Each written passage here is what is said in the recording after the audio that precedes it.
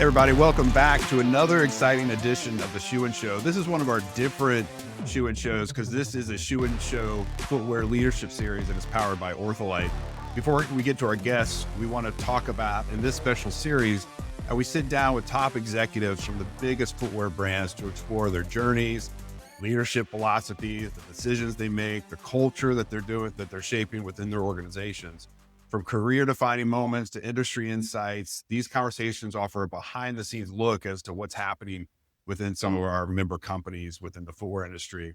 A big thank you to OrthoLite for making this series possible. As a trusted partner to over 550 leading footwear companies, OrthoLite continues to elevate comfort and performance across the industry. So Sandi, as we welcome our guests to this conversation and this continued series on leadership, who is joining us today on Shoe and Show? Yeah, we're thrilled to have Tara McRae, president of Puma in North America, to our podcast today, Shoe and Show. Welcome, Tara. We're really thrilled that you're joining us today. Yeah, thank you so much for having me. Nice to see you both. Nice to see you. I've known you for quite a long time. Yep. We go way back, but tell everybody who is listening in a little bit about your shoe story, how you came into the footwear market. Yeah, absolutely. You're aging me, Sandi, by saying we've known each other for so many years. Yeah, I've been in the industry for quite some time. I actually started out my career in my very, very early 20s, agency landscape and marketing, lived in Los Angeles. Then I did 6 years in consumer electronics at Bose. And then I was lucky enough to land a job at a young age over at Puma, I started my shoe journey running the national media planning and buying for Puma North America many, many, many years ago. And I spent a decade at Puma and I grew in various different roles. And I always talk about my career really accelerated in my first stint over at Puma. So I did 10 years. I loved the brand growing up. I grew up as I call myself a suburban sneakerhead, grew up as an athlete and just really obsession with sneakers and sports and fashion. So I was so lucky enough to do that. And then I went on and I did an amazing stint over at Clark's on the other side of the footwear market, what people like to call the brown shoe side, which was, it was amazing as well. And I grew over there and got to do a lot of different stuff, including running businesses and business units and grew to be their chief marketing and digital officer, which was very exciting over there. I did a stint with this gentleman called Tom Brady, and Alex Guerrero had a health and wellness brand, TB12, which was pretty awesome. And now I'm back at Puma. I've been back since last fall. And some days it felt like I never left, even though it was an almost 9-year gap. But I couldn't be more thrilled to be back here and in this role. I couldn't even have dreamed of this at a young age. Obsessed with this industry. And I feel so lucky every single day to be able to be a part of this industry. Even though it's a rocky time right now, rockiest time I've ever dealt with, I will say in my career, even more so than the pandemic, but I couldn't be more excited and honored and lucky to be in this industry. We hear that all the time, Tara, that it's worse than the pandemic. That's telling, right, of Totally. kind of the environment we find ourselves in. Yeah. But for you, coming back to Puma, it's this homecoming for you. And as you've ascended to run the entire North American operation, which I have to assume is one of the largest markets for the global Puma, Yep. right? It is. Talk to me about managing a culture here stateside in North America in conjunction with maybe a different culture corporately in Germany, right? Walk us through, there's other brands like this, but talk to us about kind of navigating those two differences. Yeah, absolutely. I don't really know any other way because when I was here first, it's the same thing with the headquarters in Germany and being a big market, satellite market, and then over at Clark's with the headquarters in England. So, a highly matrix global organization is what I know and it's what I love. I will say I have amazing colleagues in Germany, especially different, partnerships, whether it be in product or marketing, and that do understand the US market. So, that's what it takes is to have great colleagues there. But what I will say is what we're going through here in the States is very unique compared to, some of my colleagues around the world. So it is, constant, education on what's happening here in the US and how unique it is.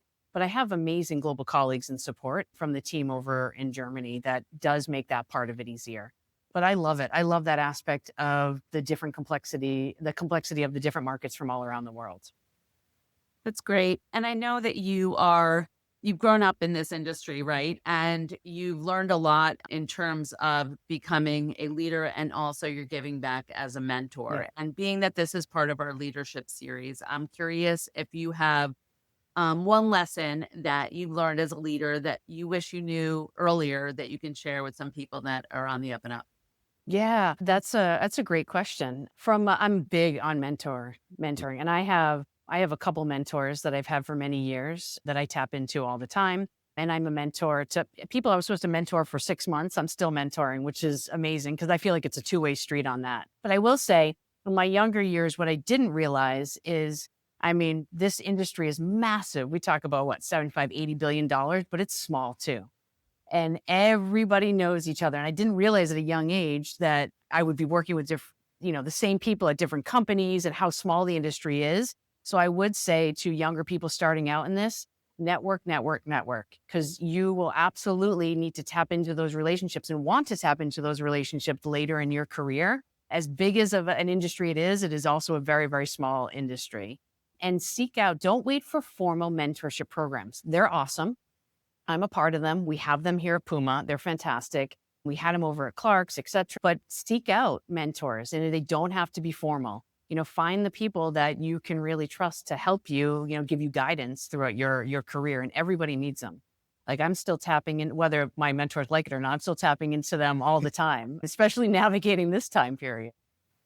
Yeah, no, mentors are super, super important. You're always learning, right? I think that humility, even as a leader, is so critically important Yeah. that you don't have it all together. You don't have all Yeah. the answers. You may have the vision and the drive and the authority that's been given to you by those who brought you in.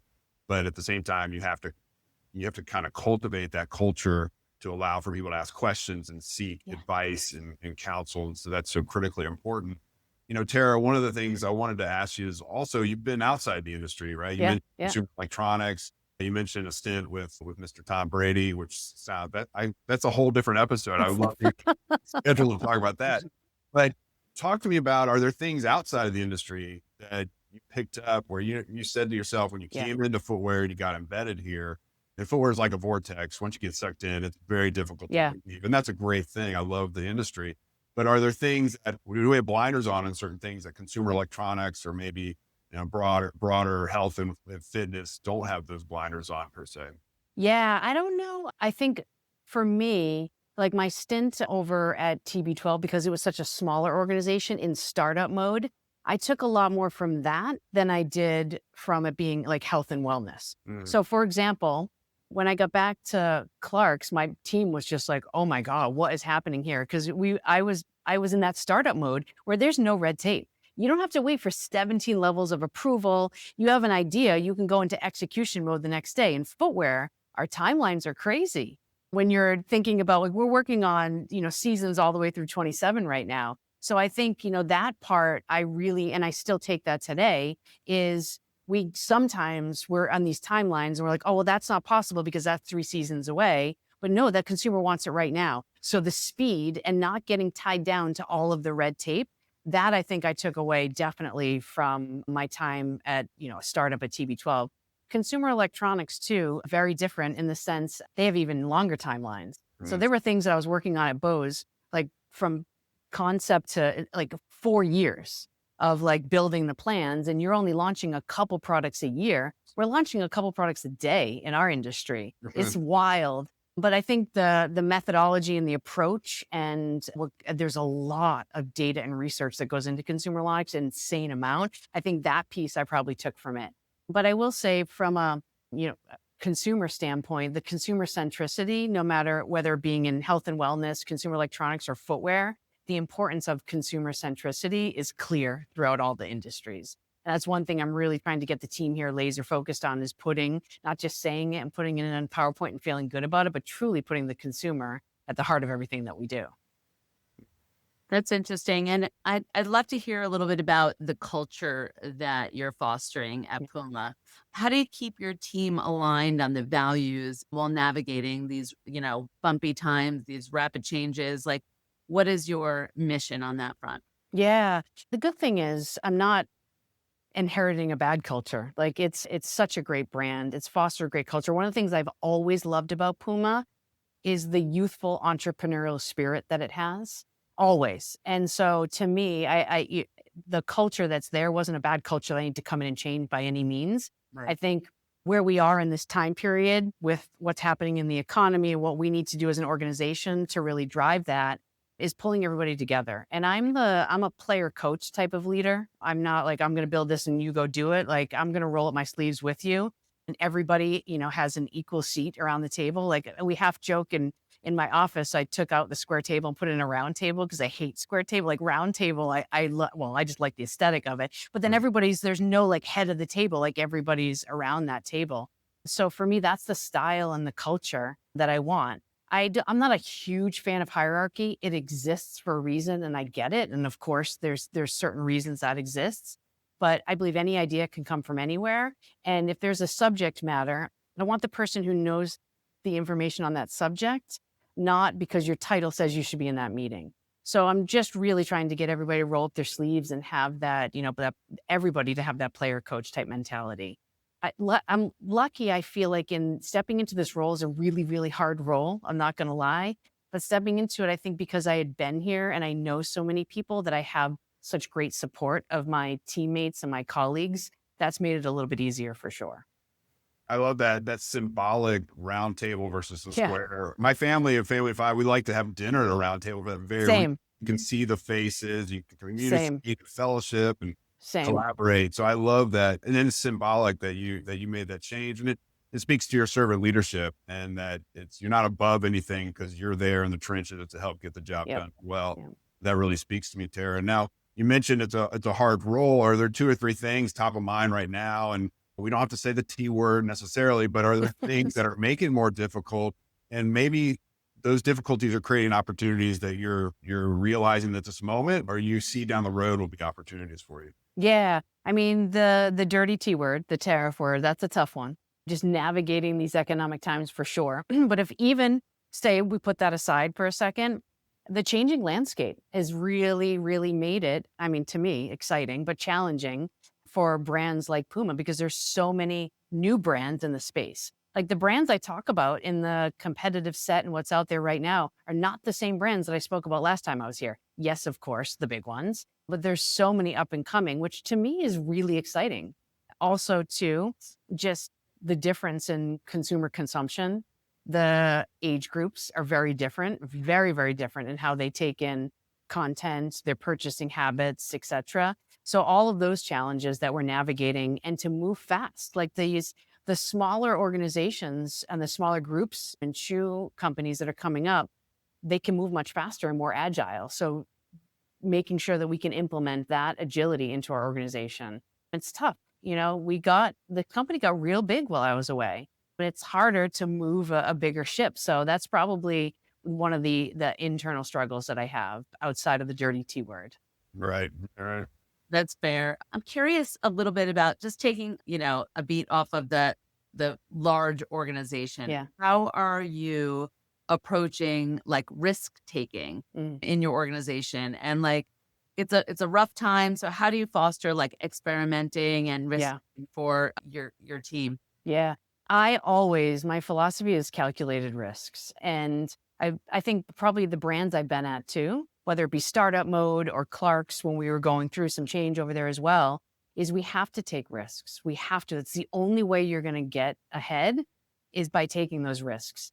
But, they have to be, let them be informed and let them be educated, calculating risk, but we have to take them for sure. And what I learned through the pandemic, and maybe we're going through all this, we've gone through obviously the pandemic, which gives us an understanding of we will come on the other side of this. It'll look different. We will come on the other side of this. Is how can we use this time not as a negative, but as a positive to make the changes that we need to? So that when we come on and we're not talking about tariffs and we're not having tariff meetings every week, what changes can we make now that will help us on the other side of this? Just like from a pandemic, so many good things came out of the pandemic. If we really think about it, I mean, this alone, everything had to be done in person, and, there's things that we didn't think were possible, and we advanced so much technology during that time period. So I'm just trying to look at what are the positives we can do now that will come out of this situation that can benefit our brand and business. I've got one more question for you. Then we're going to pivot to more fun kind of conversation. Good. Sandy's got a couple questions for you, but before we get to that, Tara, I want to ask you about talked about this notion that's been a part of your career this entire time, where you've worked with a U.S. brand that's owned overseas. Yeah. And the American markets, in spite of all the challenges, in spite of the fact you're having to educate your colleagues corporately inside the company based on what's happening in this market politically and economically, it is a powerhouse, right? The Yeah. American consumer loves footwear. You know, we bring in, 2.5 billion pairs of shoes every single year. That's 6 or 7 pairs of shoes for every single person in this country every single year. Puma is a big part of that. So the question comes down to you is how much of it is the tail wagging the dog? How critically important is the role that you have relative to the broader company, just because you're at the helm of what I again assume is the largest market for the brand, if not Yep. one of the largest, the largest. Correct. Yeah, correct. Yeah, absolutely. And I will say our chief commercial officer, he has been an amazing support in that sense. They understand the importance of the US market. Not only, yes, size of the prize, as you're talking about being the largest region and one of the largest regions for most of like our competitors too, and how big we are, but also the influence that it has on other markets as well. Yes, we do take influences. There's fashion influences we take from other markets. Like if we're real, soccer comes from Europe. So I take the influences there, but there's a lot of stuff here that we do that influences other markets. So they understand the importance of that. And it's why we have, certain product engines that are born out of the US and are built here and are run here out of the US that service globally as well. So not every single business unit comes out of Germany, which is very similar to some of our direct competitors as well, because everybody understands the importance of the US market, especially in core categories. Yeah. Well, if you think about it, what's coming up in the next few years, you got the World Cup, you have Oh, the yeah. Olympics. Oh, This yeah. is going to be the mecca of sport, global sports for the next 5 years. And Puma's a part of that, the fabric, Huge. global sport community. And so it's got to be super exciting to be at the helm as you head into those big events. Oh, as well. yeah. I tell the team here when I was younger and here, and I worked on our soccer business for many years, I could only dream of a day that we'd have World Cup on the US soil while I was working at Puma. So to come back to the brand, and that was one of my first tasks, is to work on the team that's going to bring our World Cup activation to life, is very exciting. I mean, you start out at having NBA All-Star in LA is going to be crazy. Really excited about that. Then I know, like, obviously there's World Cup next year. Very excited in all of our major cities. There's a Super Bowl happening in LA. I've heard rumor on that one as well. And then Olympics. I mean, we're going to have a handful of years of really, really exciting for the sport industry coming out of the US. So yeah, we're very excited about that. And obviously is in our wheelhouse as a brand. Yeah, I love it. I can't wait. Can't wait to be on the front row to see what you and your team do. I'm really excited about it. But now it's time for some footwear fun. Before we get to that, I want to again thank OrthoLite for sponsoring the Leadership Series and helping us to bring these great conversations to life. OrthoLite partners with over 550 of the world's leading footwear brands, elevating comfort and performance with every step. Learn more about their incredible work at ortholite.com. Sandi, we've got a couple of different fun questions we like to throw our guests in these segments. I turn it over to you. You pick your favorites and we'll go from there. Okay, Tara, we call this the last shoe standing. If you could only wear one pair of shoes for the rest of your life, what would this pair be and why? We need a good justification for it. Okay. I guess I'd have to go with my Puma suedes because they are, I mean, it asked me my favorite pair of shoes, all that's different. But if I can only have to wear one pair of shoes, it would be the Puma suedes. It's classic. It's an icon. It has super clean lines. It can go with everything. You can dress it up. You can dress it down. So if I'm like thinking, okay, well, for my attire, it would have to be Puma suedes, which is different than my favorite shoe at the moment. Well, you can tell us that too. Speed Cat. Speed Cat's my favorite shoe at the moment. It was one of my first loves. Speed Cat and Mostro were two of my first loves in the Puma brand before I even worked here. And now obviously they've come back in and they're, some of the hottest shoes out there right now, but a classic of all time. If I'm stuck for the rest of my life, I'm definitely wearing a Puma suede. Okay.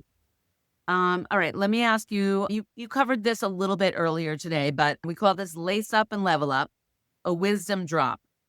We want to ask you if you had one piece of advice to give someone, in terms of mentorship, what would this be for someone stepping into the footwear industry for the first time? Yeah. Network.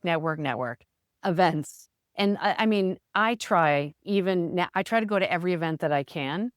because you learn so much and you network so much. I mean, Matt, I came right over to you. It was like, okay, I see Matt across the room at the Footwear News event. Yeah, of course. But like, that's what it's about. And you learn so much. And at the end of the day, the best thing about this industry too, we are fierce competitors. We're made up of a lot of ex-athletes. That's why we're the way we are and so aggressive. But you get us in a room like that, we're a team. Like I was at a Dick's Sporting Goods Sports Matters event last week, and every single footwear and sport brand was there. And we were all hanging out because you're all in it together. And you see us going through trying to oversee the tariff situation, the pandemic. Coming together is key. So my whole thing is to network. Yes, we talked about mentorship, but network within this industry is key. And I didn't realize that. I thought I can't talk to when I was younger, I was like, I can't talk to that person. They're from Nike. I can't talk. They're from Adidas. Now it's like we're all in the same industry trying to advance it. I believe if all of us are working, it's better for the industry. Right. So I do believe that we're one big crazy family. Yeah. So, once you're in it, you really can't leave. Yeah. And then this is a personal question of mine. What has been like a pleasant or fun surprise for you in terms of a collaboration that you've helped launch, or a sport that you didn't see coming that you worked on with Puma or otherwise that has been just a pleasant surprise for you? Yeah. I don't know that I would use the word pleasant and surprise in it, but I will say when I was here the first time, so Puma was in basketball, obviously many years ago, Walt Clyde Frazier, first endorsement, everything. But we were out of it for many years. And I was working in strategy before I left Puma the first time. And I was working on the business case of getting back into basketball. Should we not? Pulling all that together. I was off at Clark's while they decided to go into basketball, and entering into a new category of that size is like, that's a tough get. Coming back into the business and seeing how amazing it is and seeing what they've been able to do over the past handful of years, how exciting. And I'm personally like, it's one of my first loves is basketball and the Celtics. So coming back into that has been awesome. It's been so exciting. It is such a highly competitive, challenging category, but it's so exciting. And having, my passions of soccer and basketball, getting to have both of those here at Puma, there's nothing better. That's amazing, especially the Celtics part. I'm a big fan. Oh, are awesome. you doing a collaboration with the Celtics? Oh, I wish. I dream of it. I dream of a day, but some of my competitors have both the local and national sponsorship with that. But yeah, that is my first love. I bleed green for sure. That's amazing. I'm a Wizards fan, so I'll just Ooh. my care to both. That's just kind of. I'm sorry for you, Matt. I'm sorry. Okay, it's all right. We're good. We're good. Well, Derek, I can't thank you enough for coming on the program and just being honest and open. Yeah. Affable. We're super excited you've gotten this gig and that you're at the helm. It's the perfect fit for you, as we just explored with your history within the industry. We wish you nothing but success, and we thank you for coming on and sharing your leadership insight with us. Yeah, no, thank you. And thank you for all of your support always. We really need you guys, so we appreciate all that you do. So thank you both. Yeah, my pleasure, folks. This has been another edition of the Shoe Leadership Series, vis-a-vis the Shoe and Show. We've been around 9 years, but this year we want to set up a totally different series as we unpack the leadership philosophies and principles of some major leaders within the industry.